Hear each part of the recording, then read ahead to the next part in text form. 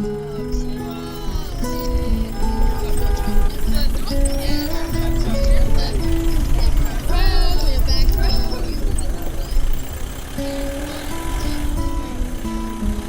সরু আঁকা বাঁকা রাস্তা, তার গায়ে গাড়ির আলো ছুঁয়ে গেলে হঠাৎ হঠাৎ ঘন কুয়াশার দেওয়াল উঠে দাঁড়ায়। এই অঞ্চলটার নাম লেপচাছড়া। পাহাড়ি গ্রাম, শান্ত ঘুমন্ত, তবু এমন কিছু আছে যা এখানকার মানুষদের চোখে মুখে এক অদৃশ্য ভয় এঁকে রেখেছে। আজকের রাতটা অন্যরকম। কলকাতা থেকে এসেছে 9 জন বন্ধু, 5টি ছেলে এবং 4টি মেয়ে। তারা সবাই এই জিপে চড়েই চলেছে এক পুরনো ব্রিটিশ বাংলোর দিকে, যেটা বহুদিন ধরেই বন্ধ রয়েছে। সেখানকার স্থানীয়রা বলে থাকে যে সন্ধ্যার পর সেখানে আর কেউ পা রাখে না। গাড়ির ভিতর হাসি ঠাট্টার শব্দ,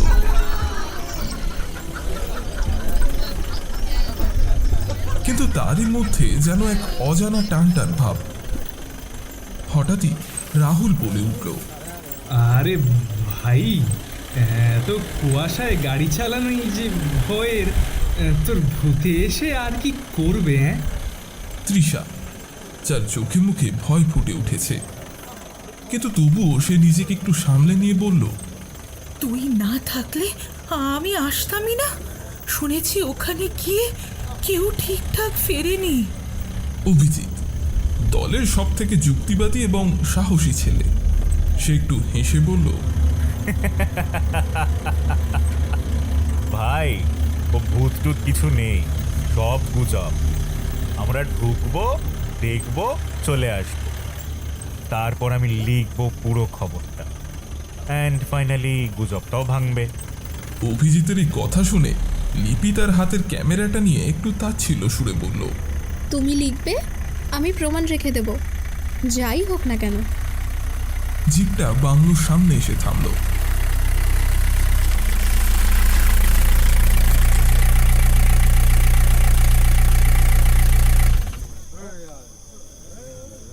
পাহাড়ি বাতাসে ঝাপটা লাগতেই মনে হলো কোনো অদৃশ্য কেউ যেন তাদের দিকে তাকিয়ে আছে। গাড়ি থেকে নামতেই সবাই হকচকিয়ে দেখলো বাংলোটাকে।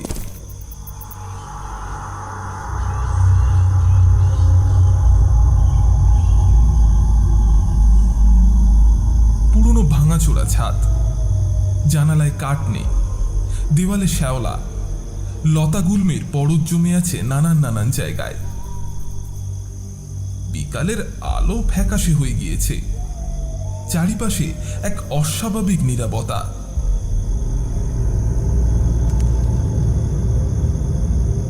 সৌম্য, যে সবসময় তার গ্যাজেট নিয়ে ব্যস্ত থাকে, কিন্তু এখন সে একেবারে গম্ভীর। আমি সারা রাত ধরেই রেকর্ড করব, দেখি কি ধরা পড়ে। অনির্বাণ হঠাৎই বাংলোটার দিকে তাকিয়ে বলল, এই বাংলোটা এক ব্রিটিশ অফিসারের ছিল। শোনা যায় 1942 সালে এখানে নাকি খুন হয়েছিল। তারপর থেকেই কেউ থাকতে চায় না। কি জানিস তো, ভয় অনেক সময় কল্পনার খেলা। তবে প্রশ্ন হচ্ছে, এত বছর ধরে কেন কেউ এখানে ঢোকে না? গুজব কি এতটাই শক্তিশালী? মীরা, মনস্তত্ত্বের ছাত্রী, গলার স্বরে একটু বিশ্লেষণ মিশিয়ে কথাটা বলল। দল বেঁধে তারা দরজাটার কাছে গিয়ে পৌঁছালো।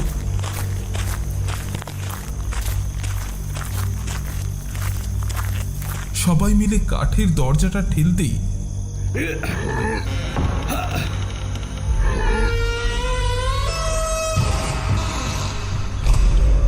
ভেতর থেকে একটা বহু পুরনো স্যাঁতস্যাঁতে গন্ধ তাদের নাকে এসে লাগলো। বাংলোর ভেতরটা অদ্ভুত।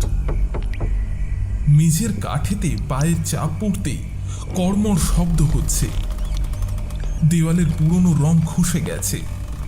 সেই দেওয়ালেতেই ঝুলছে কিছু ছবি, পুরনো ইউরোপিয়ান মুখ, যাদের চোখগুলো যেন অন্ধকারে তাকিয়ে আছে এবং অজানা কিছুকে যেন অনবরত খুঁজে যাচ্ছে। মনে হচ্ছে এই ছবিগুলোর চোখ নড়ছে। তোর ইমাজিনেশন যে ওভারটাইম করছে রে। লিপি তখন ছবি তুলল।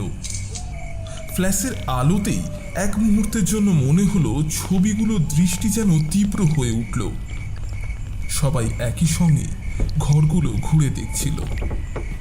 কোথাও কোনো শব্দ নেই, তবুও মনে হচ্ছিল কেউ যেন তাদের চুপিসারে পিছু নিচ্ছে, তাদের প্রতিটা পদক্ষেপকে লক্ষ্য করছে। মেঝের ওপর হালকা পায়ের ছাপ। কেউ কি এর আগে এখানে ঢুকেছে? রুদ্র একটু কৌতুকভাবেই বলে উঠল, তোরা একটু দাঁড়া, আমি আগে সিঁড়ি পেয়ে উপরে গিয়ে দেখি যে এর আগে কেউ এখানে এসেছিল কিনা। না, কেউ আলাদা হবি না, সবাই একসঙ্গে থাক। দেখেছো, কাঠের ওপর হালকা দাগ, কেউ যেন হেঁটেছে, কিন্তু জুতোর নয়, খালি পায়ের ছাপ। ভয় আর কল্পনার মিশ্রণ কতটা বিপজ্জনক বুঝতে পারছো তো?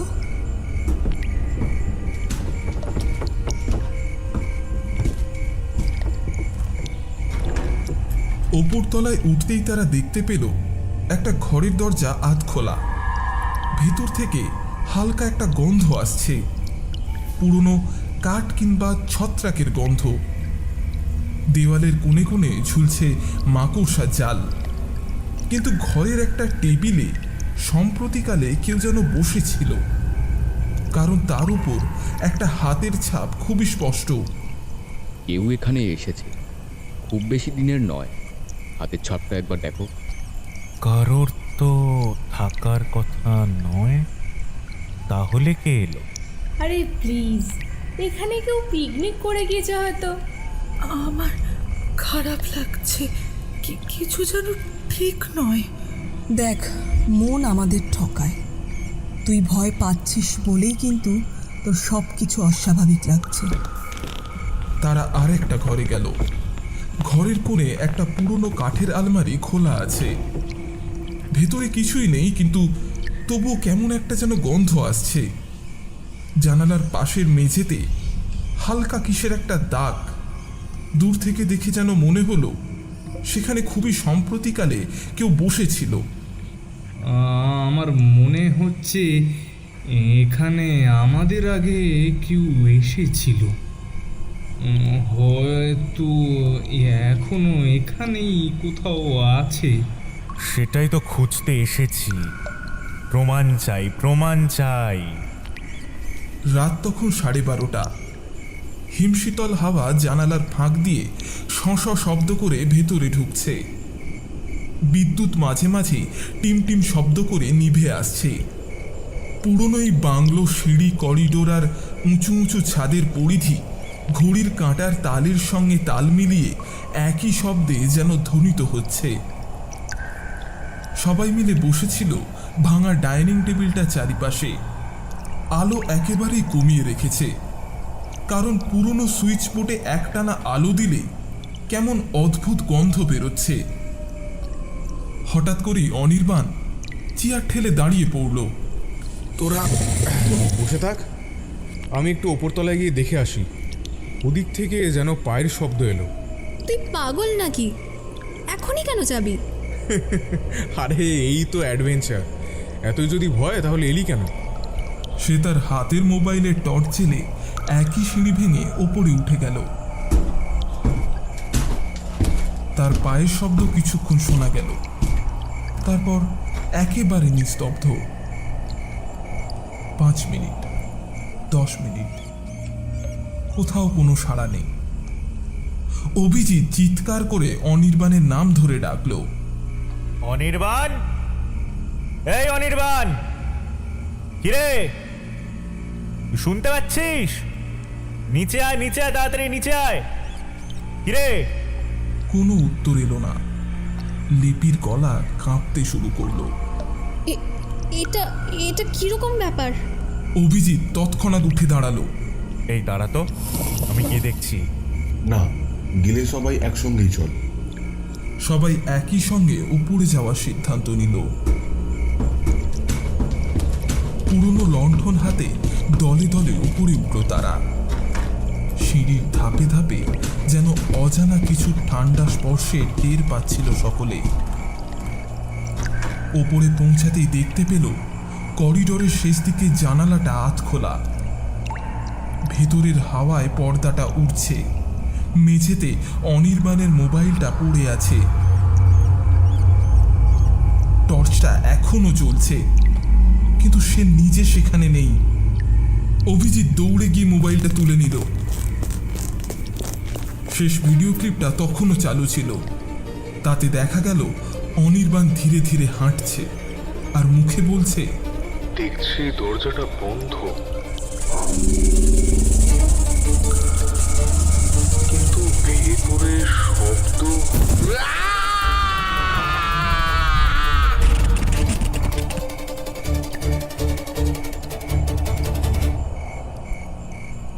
সবাই হতভম্ব।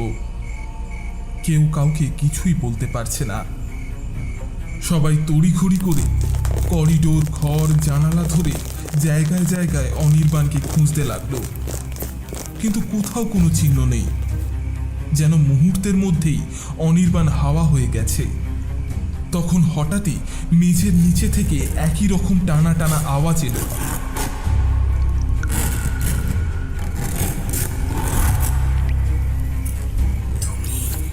তুমি কি শুনলে? এটা কি ওর শব্দ? এখানে কিছু তো একটা আছেই। তারা আরো ভেতরে খুঁজতে গেল। দেখতে পেল যেখানে পুরনো দেওয়ালের রং উঠে গেছে, তার কিছু কিছু জায়গায় রক্ত শুকিয়ে যেন বাদামি হয়ে গেছে। লিপি আর সহ্য না করতে পেরে শেষমেশ কেঁদেই ফেলল।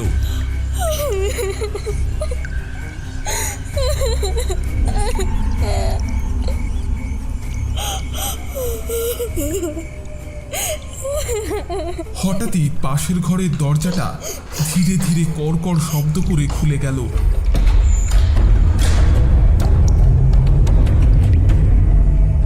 কিন্তু ভেতরে কেউ নেই।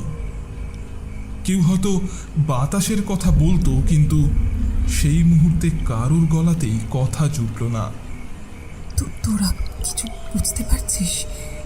এখানে কিছু আছে, হয়তো সত্যি। কেউই ভূত শব্দটা মুখে আনলো না, কিন্তু সবাইয়ের মুখেই একটা আতঙ্কের ছাপ।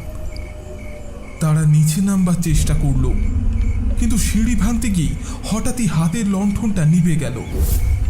এখন সম্পূর্ণ অন্ধকার। মোবাইলের টর্চ জ্বালা হলো, কিন্তু অদ্ভুত ব্যাপার, প্রতিবারই আলো জ্বালানো মাত্রই তা নিজে নিজেই বন্ধ হয়ে যাচ্ছে। শেষমেশ কেউ একজন ব্যাগের ভেতর হালটিয়ে একটা মোমবাতি বার করে তাতে আগুন ধরালো।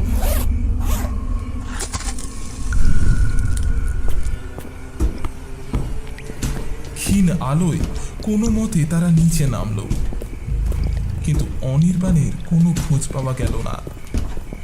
সবার মুখ এখন গম্ভীর।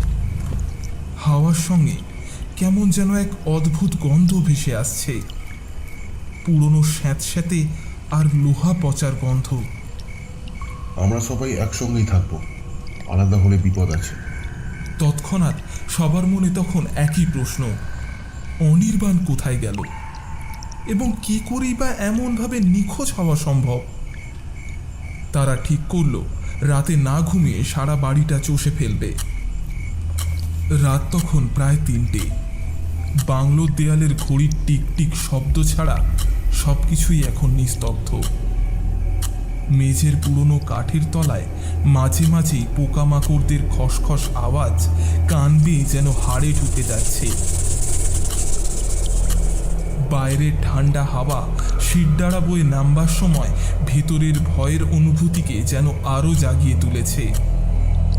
অনির্বাণ নিখোঁজ হয়ে যাবার পর থেকেই কেউ আর ঘুমাতে পারেনি।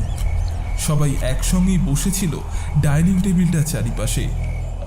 রুদ্র এই দলের সব থেকে স্থির মাথার ছেলে হলেও তার চোখেও এখন উদ্বেগ। লিপি তো প্রায় কান্না থামাতেই পারছে না। ওকে তো আমরা কোথাও খুঁজে পাচ্ছি না। কেউ কি জানে কি হচ্ছে এখানে? চুপ কর, আতঙ্কিত হলে হবে না। আমরা সবাই আবার উপরে যাব, করিডোরটা খুঁটিয়ে খুঁটিয়ে দেখব। কিন্তু যদি ওই শব্দটা সত্যি ওর হয়, তাহলে তাহলে তাহলে ও এখনো বেঁচে আছে ভাই। দাঁড়া দাঁড়া দাঁড়া, আমি যাচ্ছি। আমি আর দাঁড়িয়ে থাকতে পারছি না, দাঁড়া। কেউ একা ভিতরে যাবি না। অভিজিৎ রুদ্রর কথাকে উপেক্ষা করে একাই চলে গেল। অভিজিৎকে থামাতে গিয়ে দলটা আবার ভাগ হয়ে গেল। শেষ পর্যন্ত ঠিক হলো যে রুদ্রই গাইড করবে, আর কেউ একা যাবে না। মোমবাতির ক্ষীণ আলোয় তারা আবার সিঁড়ি ভাঙতে লাগলো। প্রতিটা ধাপে শব্দ হচ্ছিল, যেন কোনো অদৃশ্য কেউ সিঁড়ি ভাঙছে তাদের পেছনে। উপরে পৌঁছাতেই হাওয়ায় গন্ধটা আরো তীব্র হলো, লোহার মতন, পচা রক্তের মতন। তারা সেই করিডোরের সামনে গিয়ে পৌঁছালো, যেখানে অনির্বাণের মোবাইলটা পড়েছিল। মোবাইলটা এখনো সেই একই জায়গায়, কিন্তু স্ক্রিনটা পুরোপুরি ভেঙে গেছে, যেন কেউ জোরে চাপড় মেরে সেটাকে চূর্ণ করে দিয়েছে। ওটা তো আমরা ঠিক করে তুলে এনেছিলাম নিচে, এটা আবার এখানে এলো কিভাবে? কেউ আমাদের সঙ্গে খেলা করছে। মানুষ হলে ধরা পড়বেই, কিন্তু না হলে? তার কথাটা শেষ হবার আগেই করিডোরের শেষ দিক থেকে হঠাৎই একটানা ঠক ঠক আওয়াজ শোনা গেল, যেন কেউ কাঠের মেঝেতে হাতুড়ি পিটছে। অভিজিৎ টর্চ জ্বালিয়ে এগিয়ে গেল। হঠাৎই টর্চের আলোটা নিজে থেকেই নিভে গেল। চারিপাশে আবারও অন্ধকার, শুধু মোমবাতির ক্ষীণতর শিখা টিমটিম করে জ্বলছে। ওরা সবাই একসঙ্গে এগোতে থাকলো। হঠাৎই করিডোরের বাঁ দিকে দরজাটা অদ্ভুত শব্দ করে নিজে নিজেই খুলে গেল।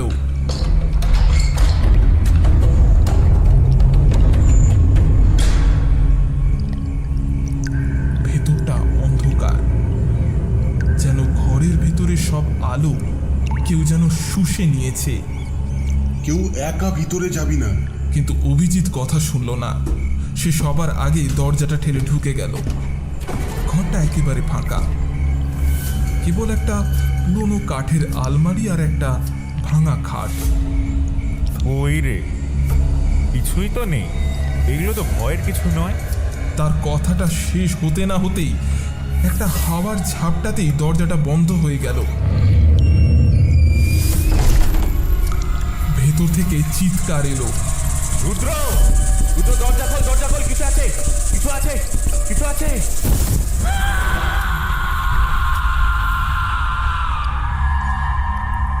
রুদ্র আর বাকিরা জোর খাটিয়ে দরজাটা ভাঙল। দরজা খুলতেই দেখা গেল ঘরটা একেবারে ফাঁকা। অভিজিৎ সেখানে নেই। মেঝেতে ধুলোতে শুধু একটানা পায়ের ছাপ, যা হঠাৎ করে শেষ হয়ে গেছে, যেন মাটির ভেতর ঢুকে গেছে কেউ। এটা এটা স্বাভাবিক নয়, আমরা এক্ষুনি বেরিয়ে যাব। চুপ! এখন কেউ নিচে নামছে না। অনির্বাণ আর অভিজিৎ এখনো এই বাড়িতেই আছে। আমাদের ওদেরকে খুঁজে বার করতেই হবে। তারা ঘরের বাইরে বেরোতেই হঠাৎই করিডোরের সব দরজা একে একে কড়কড় শব্দ করে খুলে গেল, যেন অদৃশ্য কেউ তাদের পথ দেখাচ্ছে। মোমবাতির আলো অদ্ভুতভাবে টলটল করছিল। আলোয় ছায়াগুলো নিজের মতনই নড়ছে, কিন্তু শরীরের নড়াচড়ার সঙ্গে তা একেবারেই মিলছে না। রুদ্র, এই ছায়াগুলো, এরা কি আমাদেরই ছায়া? তারা হঠাৎই দেখতে পেল করিডোরের শেষ মাথায় মেঝেতে একরকম সোজা দাগ, যেন কেউ রক্তমাখা পায়ে হেঁটে গেছে। দাগগুলো সিঁড়ি পেরিয়ে বাংলোর ভেতরে অজানা অংশের দিকে যাচ্ছে। তারা সেই দাগের পিছু নিতে থাকলো। হঠাৎই দূরে মোমবাতির ক্ষীণ শিখায় অনির্বাণের ছায়া দেখা গেল, কিন্তু ছায়াটা একবারও ঘুরল না, বরং দেওয়ালের ভেতরের দিকে হেঁটে গিয়ে অদৃশ্য হয়ে গেল। এবার তাদের চারিপাশ থেকে অদ্ভুত সব শব্দ ভেসে আসতে লাগলো। কারোর হাসির শব্দ, কারোর কান্নার শব্দ, আবার হঠাৎই ফিসফিস করে কাউকে ডাকার শব্দ।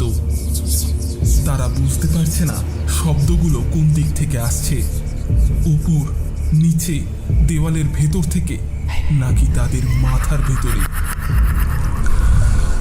হঠাৎ করেই মোমবাতির শিখাটা ধপ করে নিভে গেল। সম্পূর্ণ অন্ধকার। দূরেই একটা ঝলক, কেউ দাঁড়িয়ে আছে। মুখটা দেখা যাচ্ছে না, কিন্তু ঠান্ডা একটা অনুভূতি যেন গা ছুঁয়ে যাচ্ছে। কে কে কে আমার গায়ে হাত দিল? রুদ্র তড়িঘড়ি করে দেশলাইটা জ্বালাতেই দেখা গেল তাদের চারিপাশে কোথাও কেউ নেই, কিন্তু দেওয়ালে ভেজা ভেজা হাতের ছাপ একের পর এক দেখা যাচ্ছে। তারা ভয়ে আতঙ্কিত হয়ে দৌড়ে নিচে নেমে এলো, কিন্তু নিচের তলার বড় বড় দরজা ভেতর থেকে বন্ধ হয়ে গেছে। বাইরে যাওয়ার কোনো উপায় নেই। তারা সবাই একত্রিত হয়ে হলঘরের দিকে দৌড়ালো। হঠাৎই ওপরে সিঁড়ির ধাপে ধাপে ভারী ভারী পায়ের শব্দ। লিপি হঠাৎই মাথা ঘুরে মাটিতে লুটিয়ে পড়ল। প্রীতি ঝুঁকে তাকে তুলতে গিয়ে চিৎকার করে উঠল। লিপির গলায় লালচে দাগ, যেন অদৃশ্য কেউ তাকে চেপে ধরেছিল। রাহুল প্রীতিকে ধরতে গিয়ে বলল, কেউ বা কিছু একটা আমাদের যেতে দিচ্ছে না। সেই মুহূর্তেই ওপরের দরজা ধপাস করে বন্ধ হয়ে গেল। তারপরেই শোনা গেল অনির্বাণের হাহাকার গলা, বাঁচাও, কেউ আমাকে বাঁচাও, কেউ কি আমাকে খুঁজে পাবে, বাঁচাও আমাকে। তারপরেই সেই আওয়াজ মিলিয়ে গেল অদ্ভুত এক ঘষাঘষির শব্দে। দলটার মুখে আতঙ্কের ছাপ আরো স্পষ্ট হয়ে আসছে। ভয় আর অন্ধকারে শ্বাসরোধ হয়ে আসছে। আর ঠিক সেই মুহূর্তেই ঘরের এক কোণে মোমবাতির ঝলকে এক অদ্ভুত ছায়া দেখা গেল। মানুষের নয়, কিন্তু মানুষের মতনই, মাটির ওপর ভেসে থাকা। মোমবাতির আলো আবারও নিভে গেল। জানালার পর্দাটা পড়ে গেল এক অদ্ভুত শীতল নীরবতায়। তাদের হৃদস্পন্দনের শব্দ ছাড়া আর কোনো কিছুই কানে আসছে না। পুরনো বাংলোর দেওয়ালগুলো যেন নিঃশ্বাস পর্যন্ত শুনছে। সিঁড়ির প্রতিটি ধাপ ধ্বনিত হচ্ছে। ভাঙা দরজার কবজা আর জানালার ফাঁক দিয়ে ঢুকছে শোষো শব্দে বাতাস। সবই যেন এক অদ্ভুত ছন্দে মিলছে। লিপি কাঁপতে কাঁপতে বলে উঠল,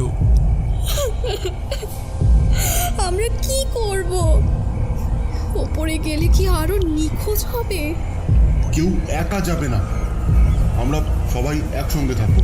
যাকে খুঁজবো একসঙ্গে খুঁজবো।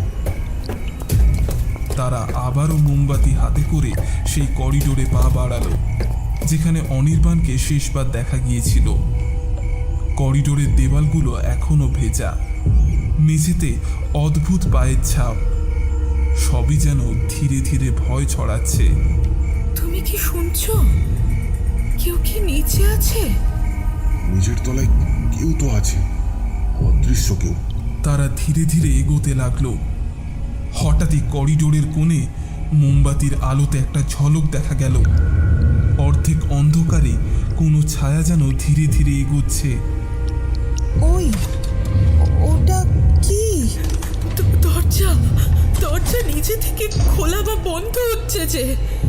তারা একসঙ্গে চেষ্টা করলো, কিন্তু দরজা খুলতে ব্যর্থ হলো।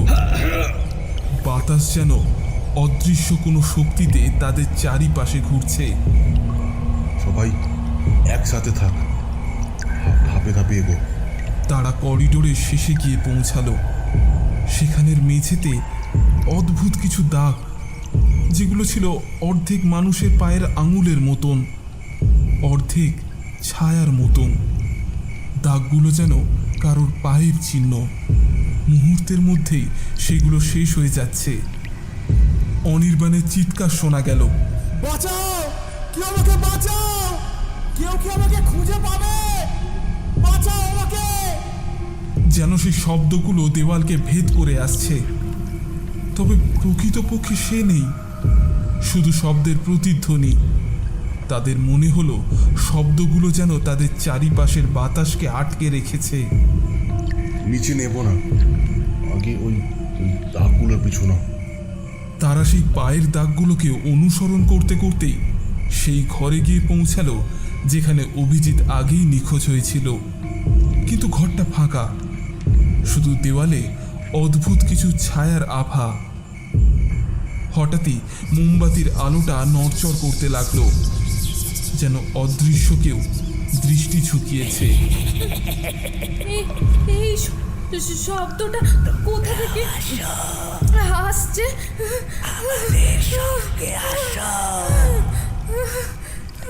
এখানেই তারা প্রথমবার বুঝলো বাংলোটা শুধু প্রাচীনই নয়, এখানে কিছু একটা আছে যা মানুষের চোখে দেখা যায় না, কিন্তু অনুভব করা যায়। আমরা হয়তো এক ধরনের ছায়ার মধ্যে আটকা পড়েছি। অথচ চোখে দেখছি না কেউ।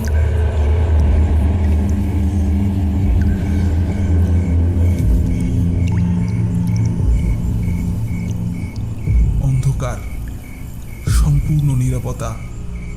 শুধু দূরের দেওয়ালের একটা ফাঁক দিয়ে হালকা ঝলক দেখা যাচ্ছে। কেউ দৌড়াচ্ছে, কেউ দৌড়াচ্ছে। অদৃশ্য পায়ের ছাপ নতুনভাবে মেঝেতে ভেসে উঠছে।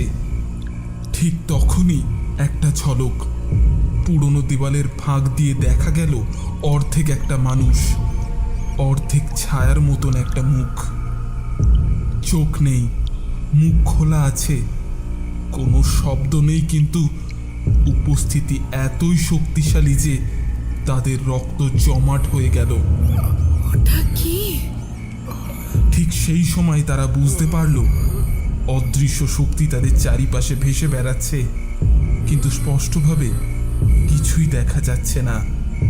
পুরনো বাংলো শুধু প্রাচীনই নয়, এখানে কিছু আছে যা মানুষের সীমাকে অতিক্রম করেছে, এবং তারা এখন অজানা শক্তির সঙ্গে মুখোমুখি, যা কখনোই বোঝা সহজ হবে না। রুদ্র, আমার পাশে কে দাঁড়িয়ে আছে? কেউ কোনো রকম উত্তর দিল না। হঠাৎই প্রীতির গলা থেকে এক তীক্ষ্ণ আর্তনাদ বেরিয়ে এলো। আমার কাঁধে কিছু একটা, খুব খুব ঠান্ডা। রাহুল তার টর্চের আলোটা জ্বালতে চাইল, কিন্তু সেটা জ্বলল না। সৌম্য তার টর্চের আলোটা জ্বালতেই সেটা অদ্ভুতভাবে মিটমিট করতে শুরু করলো, যেন কোনো অদৃশ্য শক্তি আলোটাকে চেপে ধরে রেখেছে। সেই টিমটিমে আলোতেই তারা দেখতে পেল তাদের চারিপাশে কোথাও কেউ নেই, কিন্তু প্রীতির কাঁধের ওপর একটি ভেজা হাতের ছাপ। ছাপটি ধীরে ধীরে মিলিয়ে যাচ্ছে। এখান থেকে বের হতে হবে এক্ষুনি। সবাই আমার সাথে চলো। তারা সবাই একসঙ্গে দৌড় দিয়ে নিচের তলায় নামবার চেষ্টা করলো, কিন্তু হল ঘরের প্রধান দরজাটা ভেতর থেকেই বন্ধ হয়ে রয়েছে। তারা অনেক চেষ্টা সত্ত্বেও সেই দরজাটাকে খুলতে পারল না। তাদের কথাবার্তার মধ্যেই হঠাৎই পুরনো দেওয়াল ঘড়িটা অদ্ভুতভাবে টিকটিক করা শুরু করলো। ঘড়ির কাঁটাটা অস্বাভাবিক দ্রুত ঘুরছিল, যেন সময় তাদের আর অধীনে নেই। এই বাংলোটা আমাদের নিয়ে খেলছে, আমাদের ভয় পাওয়াচ্ছে। লিপি হঠাৎই নিস্তব্ধ হয়ে গেল, তার চোখে এক অদ্ভুত শূন্যতা। সে ধীরে ধীরে হলঘরের মাঝখানে হেঁটে গেল। লিপি, কোথায় যাচ্ছিস? এখানে আয়। অভিজিৎ, অনির্বাণ, তারা ডাকছে।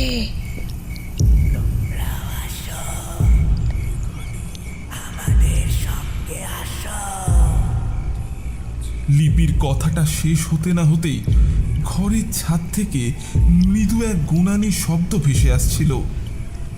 শব্দটা অভিজিৎ আর অনির্বাণের কণ্ঠস্বর বলে মনে হচ্ছিল, কিন্তু শুনে মনে হচ্ছিল তা যেন গভীর কূপের তলদেশ থেকে আসছে। ওরা হয়তো ওই বাংলোর ভেতরেই কোথাও আটকে আছে। চলো, আমরা সবাই ছাদের দিকে যাব, হয়তো সেখানেই ওরা আছে। তারা সিঁড়ি দিয়ে ওপরে উঠতে লাগলো। প্রতিটি ধাপেই মনে হচ্ছিল যেন কোনো অদৃশ্য ভার তাদের পেছন থেকে টেনে রেখেছে। দ্বিতীয় তলার করিডোরে পৌঁছাতেই তারা দেখতে পেল করিডোরের শেষ মাথায় একটি বন্ধ দরজা, যেখান থেকে ক্ষীণতর শব্দ আসছে। অভিজিৎ, অনির্বাণ, ওই রে, তোরা এখানে আছিস? অভিজিৎ, অনির্বাণ, তোরা তোরা এখানে আছিস? কোনো উত্তর নেই, শুধু শব্দটা আরো স্পষ্ট হলো। রুদ্র, রাহুল ও সৌম্য তিনজনে মিলে দরজাটাকে ভাঙল। ভেতরে ছিল একটা ছোট্ট অন্ধকার ঘর। ঘরের মাঝখানে দুটো মুখ নিচের দিকে পড়ে আছে, একজন অভিজিৎ আর অন্যজন অনির্বাণ। রুদ্র বেঁচে আছে, ওরা বেঁচে আছে, বেঁচে আছে এখনো, ওরা বেঁচে আছে। অভিজিৎ আর অনির্বাণ মেঝেতে পড়ে আছে, তাদের চোখ খোলা কিন্তু নিষ্প্রভ, মুখে একটি অদ্ভুত শূন্য হাসি। তাদের সারা শরীরে রক্তের দাগ, তারা যেন কোনো কিছুর দ্বারা চালিত হচ্ছে। তোমরাও আসো, আসো আমাদের সাথে আসো, তোমরাও আসো আমাদের সাথে আসো, তোমরাও আসো আমাদের সাথে আসো। এখানে ভয় নেই, মুক্তি আছে। এখানে ভয় নেই, মুক্তি আছে। তাদের গলার স্বর এখন নিজেদের নয়, যেন অন্য কোনো সত্তা তাদের ভেতর থেকে কথা বলছে। তারা মানুষ নয়, তারা এখন আর মানুষ নয়। হঠাৎই অনির্বাণ আর অভিজিৎ দুজনেই একসঙ্গে উঠে দাঁড়ালো। তাদের হাতে থাকা এক অদৃশ্য কিছু যেন ধীরে ধীরে তাদের শরীর থেকে বেরিয়ে আসছে। সেটা দেখতে ঠিক সেই অদ্ভুত ছায়ার মতনই যা তারা আগে দেখেছিল। পালাও, সবাই পালাও। রুদ্রর কথা শুনে সবাই দৌড় দিল, কিন্তু বাংলোর প্রতিটি দরজা এবং জানালা এক এক করে বন্ধ হয়ে যাচ্ছিল।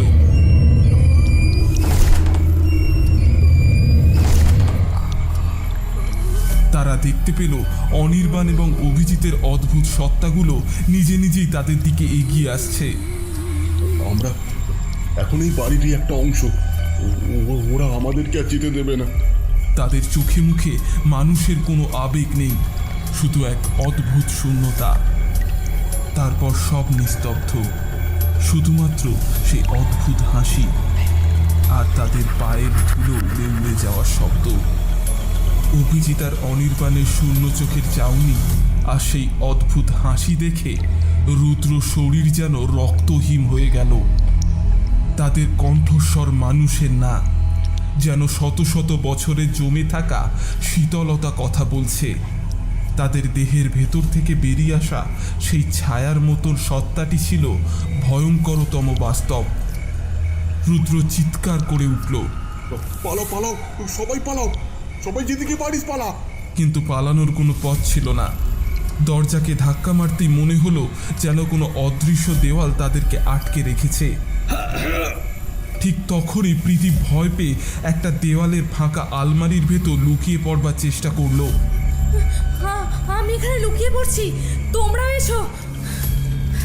সে আলমারির ভেতর ঢুকতেই ভেতর থেকেই সেটা নিজে নিজেই ধপাস করে বন্ধ হয়ে গেল। ভেতর থেকে প্রীতির আর্তনাদ শোনা গেল। না না, এটা কি? কে আমাকে ডাকছে? No no.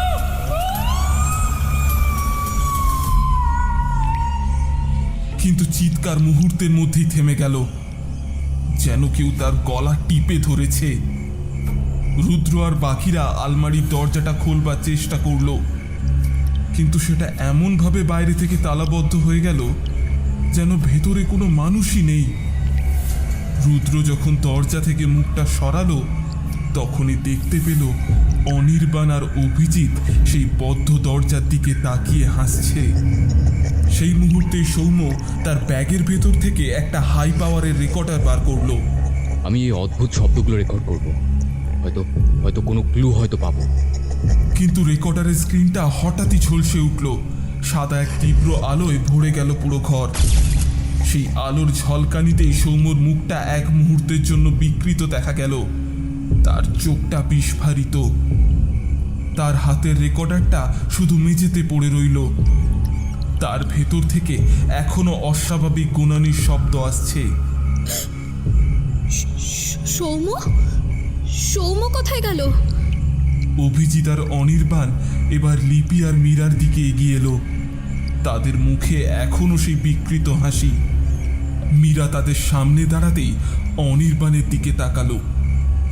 তার নিষ্প্রভ চোখ জোড়া থেকে একরকম কালো ধোঁয়া বেরিয়ে এলো। তুমি শুধু মানুষের ভয় বোঝো মীরা, কিন্তু এই ঘরের দেওয়াল আমাদের ভাষা বোঝে। মীরার চোখ মুহূর্তের জন্য পাথরের মতন স্থির হয়ে গেল, যেন সে তার সামনে যা দেখছে তার মনস্তাত্ত্বিক কোনো ব্যাখ্যা তার জানা নেই। সে মন্ত্রমুগ্ধের মতন হাত বাড়িয়ে অনির্বাণের দিকে এগিয়ে গেল। যেই সে তার হাতটা ছুল, সেও হঠাৎই হাওয়ায় যেন মিলিয়ে গেল। মীরা! রুদ্র এখন রাহুল ও তৃষাকে নিয়ে দরজার দিকে ছুটল। লিপি তখন ক্যামেরা বার করে সেই দৃশ্যকে রেকর্ড করবার চেষ্টা করছিল। লিপি, এটা রেকর্ড করার সময় নয়, চল। লিপির ক্যামেরার আলোতেই ঘরের কোণে একটা মুখ দেখা গেল। মুখটার কোনো রকম আকৃতি নেই, শুধুমাত্র দুটো চোখ জ্বলছে। সেই ফ্ল্যাশের আলোয় লিপির মুখটা সাদা দেখাচ্ছে। পর মুহূর্তেই লিপির হাত থেকে ক্যামেরাটা পড়ে গেল। লিপিকে একটি অদৃশ্য হাত যেন টেনে নিয়ে গেল।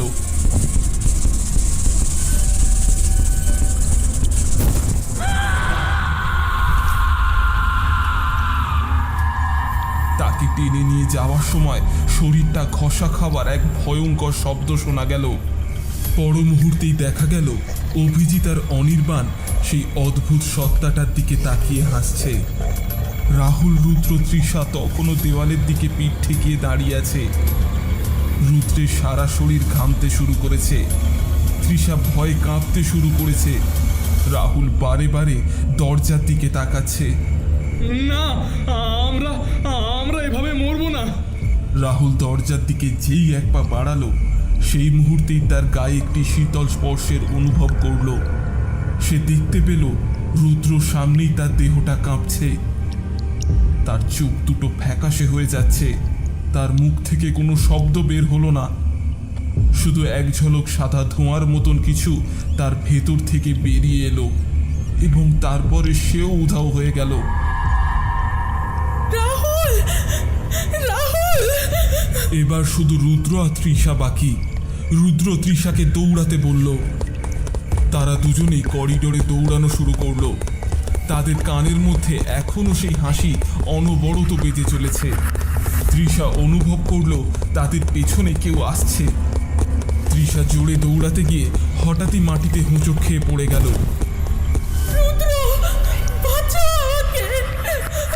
রুদ্র তাকে তুলতে গিয়ে দেখতে পেল তার শরীরের চারপাশে বাতাস জমাট বেঁধেছে। তৃষা তার দিকে অসহায় দৃষ্টিতে তাকিয়ে আছে। তার চোখ দিয়ে জল গড়িয়ে পড়ছে। আর এক মুহূর্তেই তৃষাও অদৃশ্য হয়ে গেল।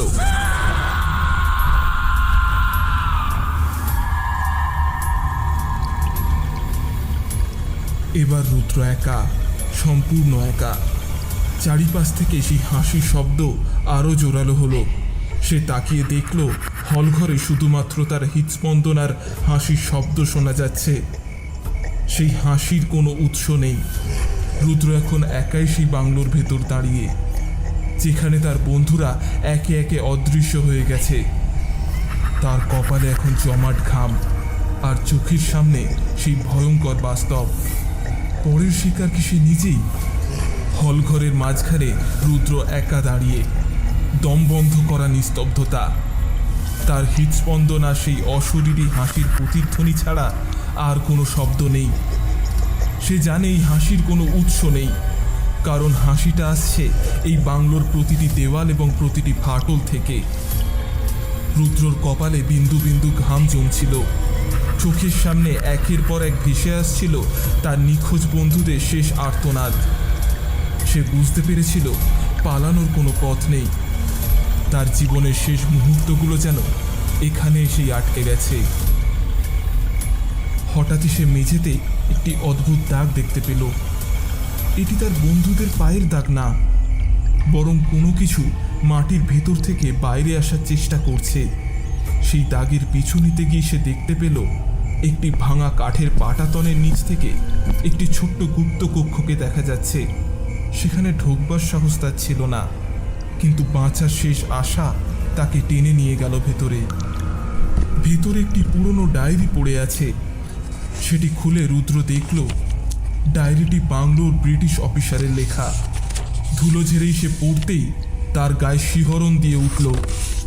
সেই ডায়েরিতে লেখা ছিল, এই বাংলোটি ব্রিটিশ অফিসার তৈরি করেনি, বরং এটি একটি প্রাচীন পাহাড়ি উপজাতিদের উপাসালয় ছিল। তারা একে ছায়াবাজ বলত।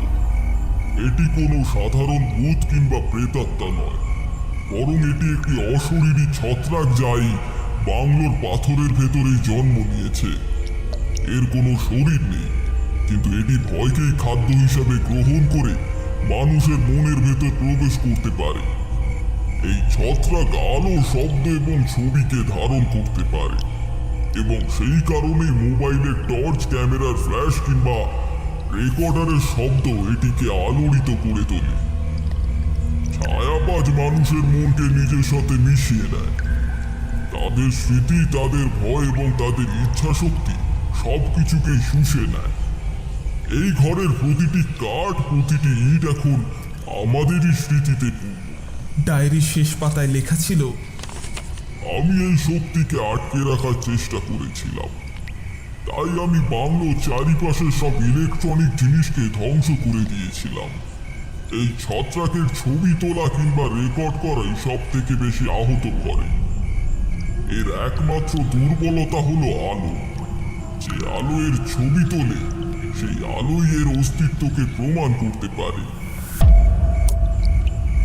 রুদ্রর মাথায় বজ্রপাত হলো। সে বুঝতে পারল তারা এখানে কোনো ভূতের খোঁজে আসেনি, বরং তারা অজান্তে এই অশরীরী প্রাণীর বিরুদ্ধে যুদ্ধ ঘোষণা করেছিল। তাদের বন্ধুদের ক্যামেরা, সৌম্যর রেকর্ডার, লিপির ফ্ল্যাশ সবকিছুই এই ছায়াবাজকে আহত করছিল। তাই এটি তাদের ভয়কে কাজে লাগিয়ে একে একে তাদের অস্তিত্ব মুছে দিয়েছে। কারণ এটি তার অস্তিত্বকে প্রমাণ করতে চায়নি। সে চায়নি কেউ জানুক সে আছে। রুদ্র শরীর কাঁপছিল। তার মুখে একটি ভয়ঙ্কর উপলব্ধি। তারা ভয়ের কারণে মারা যায়নি, বরং তারা তাদের সাহসের কারণে, সত্যকে প্রমাণ করার ইচ্ছার কারণে মারা গেছে। ঠিক তখনই সেই ডায়েরির পাতা থেকে কিছু তরল পদার্থ বেরিয়ে এলো, যা মেঝের উপর ছড়িয়ে পড়তেই একটি বিশাল আকার কালো ছায়া তৈরি করল। ছায়াটি দ্রুত রুদ্রর দিকে এগিয়ে এলো, রুদ্রকে টেনে ধরল। রুদ্র চিৎকার করতে চাইল, কিন্তু তার গলায় কোনো রকম আওয়াজ ফুটল না। রুদ্রের চোখ বিস্ফারিত। সে দেখল তার শরীরের চামড়া ধীরে ধীরে স্বচ্ছ হয়ে যাচ্ছে। তার মাংসগুলো যেন তরল পদার্থে পরিণত হচ্ছে। তার হাড়গুলো কড়মড় শব্দ করে গলতে শুরু করলো। ভয়ঙ্কর যন্ত্রণায় চোখ দিয়ে রক্ত বেরোচ্ছে।